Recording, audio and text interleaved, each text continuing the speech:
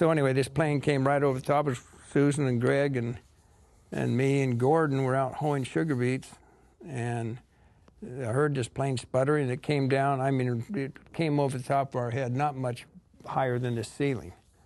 You know, we see it came down like this and came to us, and our wheat field, this is the beet field, and the wheat field is right next to it, and the pilot decided to land in the wheat field, and he just came down and made a landing right in the wheat field.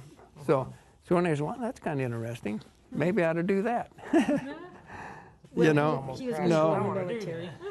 no, but anyway, flying was kind of interesting to me, but I'd never been in an airplane. My draft number, I can't remember exactly what it was. It seems like it was number 160. 160 people ahead of me, and I would have been drafted into the military during Vietnam. When we had to move from Filer to Albany, and I was a junior in high school, that was the very best move that could have ever happened in my lifetime, because it set me on a trajectory that wouldn't have given me, you know, the opportunities that I had when I moved from a school where my graduating class would have been 69. I moved to a graduating class of 669. I started my first pageant, I started when I was a senior. I was 18. So I was in my first pageant, and it was for Miss Lynn County, and the gal that won was 23 and I was 18, but I was first runner-up. I didn't win, but I was first runner-up, and that was cool. I'd never done anything like that before. I won talent contests and things like that, but it gave me that opportunity that I didn't even know I could do. So it gave me that opportunity to perform. Oh, the first 8 years being tormented by my brother. Which one? Greg, being tormented by my brother. What else do I remember?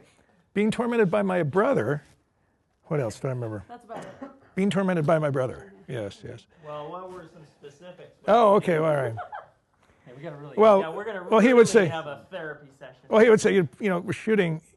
He never shot any birds with, you know, with his BB gun, but he did say, pointing the BB gun at me, said, "Run," and I said, "You're not going to shoot me. You're not going to shoot me." Poof. Run.